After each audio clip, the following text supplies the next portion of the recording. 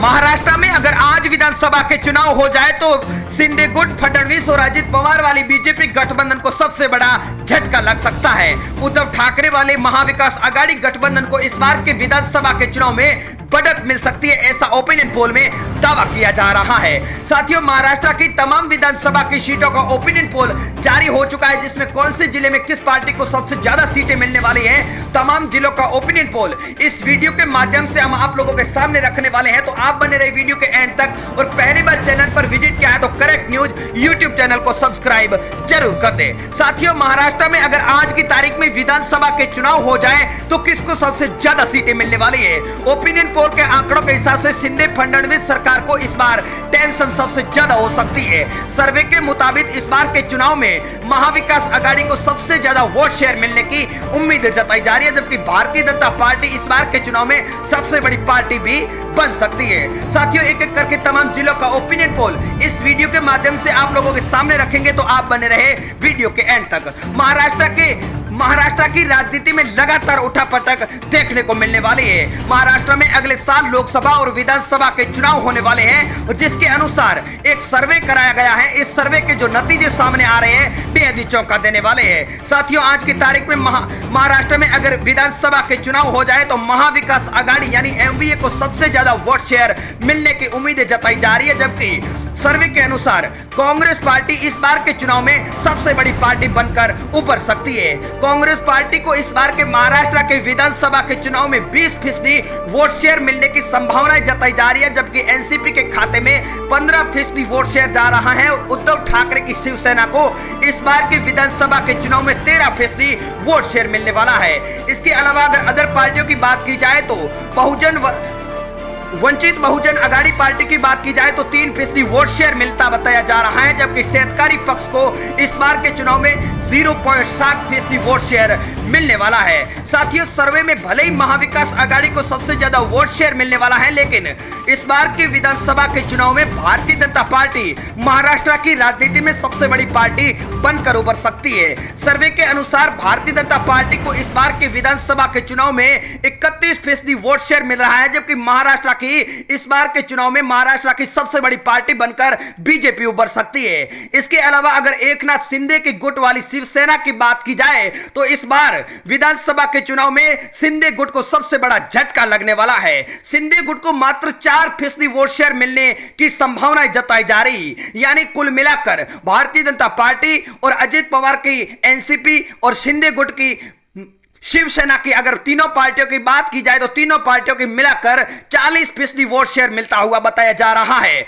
आपको साथियों बता देते हैं कि महाराष्ट्र के चुनावों से पहले जो सर्वे सामने आया है, इसमें एकनाथ शिंदे की चिंताएं बढ़ती नजर आ रही है। एकनाथ शिंदे ने पिछले साल उद्धव ठाकरे से बगावत करके भारतीय जनता पार्टी से गठबंधन कर लिया था। इसके बाद एकनाथ शिंदे को अपने विधायकों के साथ मिलकर यहां पर मुख्यमंत्री पद की शपथ ली, जबकि देवेंद्र फडणवीस यहां पर डेप्यूटी सीएम बनाए गए। लेकिन इस बार के विधानसभा के चुनाव में महाराष्ट्र की राजनीति में सबसे बड़ा उलटफेर देखने को मिलने वाला है। साथियों, महाराष्ट्र के विधानसभा के चुनाव में इस बार किसको कितनी सीटें मिलने वाली है, तो आइए शुरुआत करते हैं महाराष्ट्र के उन तमाम जिलों की। तो आप बने रहे वीडियो के एंड तक, और आप महाराष्ट्र से वीडियो देख रहे हैं तो कमेंट के माध्यम से आप अपनी राय हमें जरूर दें कि महाराष्ट्र में अगली सरकार किस पार्टी की बने तो ठीक रहेगा। तो महाराष्ट्र के अगर अकोला जिले की सबसे पहले बात की जाए तो यहां पर 5 विधानसभा की सीटों में से इस बार के विधानसभा के चुनाव में बीजेपी शिंदे गुट को 2 सीटें मिल सकती है, जबकि महाविकास आघाड़ी को 3 विधानसभा की सीटें मिल सकती है। अगला जिला हमारे सामने सिंधुदुर्ग है, जहां पर 3 विधानसभा की सीटें हैं, और इस बार के विधानसभा के चुनाव में बीजेपी शिंदे गुट और अजित पवार को मात्र 1 सीट मिल रही है, जबकि महाविकास आघाड़ी को 2 विधानसभा की सीटें जा रही है। नांदेड़ की 9 विधानसभा की सीटों में से महाविकास आघाड़ी को 4 विधानसभा की सीटें, जबकि बीजेपी शिंदे गुट और अजित पवार को भी 4 सीटें मिल रही है, 1 सीट अदर के खाते में जा सकती है। वाशिम की 3 विधानसभा की सीटों में से बीजेपी शिंदे गुट और अजित पवार को 2 विधानसभा की सीटें मिल सकती है, जबकि महाविकास आघाड़ी गठबंधन को 1 विधानसभा की सीट जा रही है। अगली बात अगर पुणे की जाए तो 21 विधानसभा की सीटों में से पहले नंबर पर महाविकास आघाड़ी गठबंधन को 10 सीटें, जबकि बीजेपी शिंदे गुट और अजित पवार के 9 सीटें मिल रही है, 2 सीटें अदर के खाते में जा सकती है। नागपुर की बात की जाए तो यहां पर 12 विधानसभा की सीटें और इस बार के विधानसभा के चुनाव में ओपिनियन पोल के हिसाब से बीजेपी गठबंधन को 6 और महाविकास आघाड़ी के खाते में 5 और 1 सीट अदर के खाते में जा रही है। गोंदिया के 4 विधानसभा की सीटों की बात की जाए तो पहले नंबर पर महाविकास आघाड़ी गठबंधन को 3 सीट जा रही है, जबकि बीजेपी गठबंधन को 1 विधानसभा की सीट मिलने वाली है। अगली बात अगर भीड़ की जाए तो यहां पर 6 विधानसभा की सीटें है।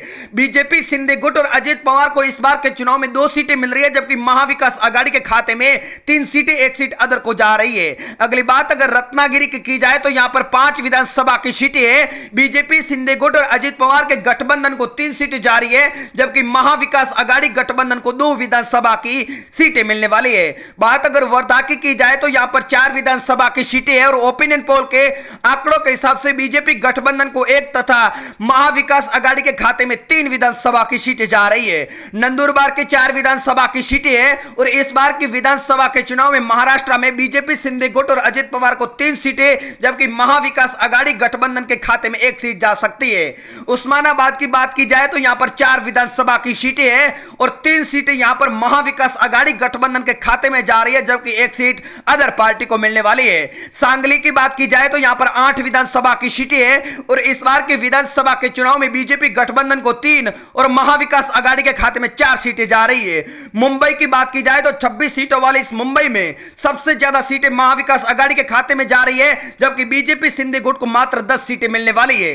बात अगर नासिक की जाए तो यहां पर 15 विधानसभा की सीटों में से बीजेपी गठबंधन को 7 सीटें, जबकि महाविकास आघाड़ी के खाते में 8 विधानसभा की सीटें मिलने वाली है। बात अगर रायगढ़ की कर ली तो यहां पर 7 विधानसभा की सीटें है और इस बार की विधानसभा के चुनाव में बीजेपी शिंदे गुट को यहां पर 4 सीटें और महाविकास आघाड़ी के खाते में 3 विधानसभा की सीटें जा रही है।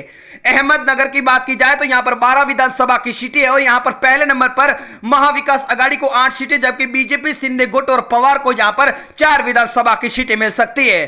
कोल्हापुर की बात कर ले तो यहां पर 10 विधानसभा की सीटें और इस बार के विधानसभा के चुनाव में महाविकास आघाड़ी को 6, बीजेपी शिंदे गुट को 3, 1 सीट अदर के खाते में जा रही है। तो साथियों, महाराष्ट्र में आने वाली विधानसभा के चुनाव में किसकी सरकार बनेगी और महाराष्ट्र की जनता इस बार किसका साथ देने वाली है, यह तो आने वाले चुनावी नतीजे तय करेंगे।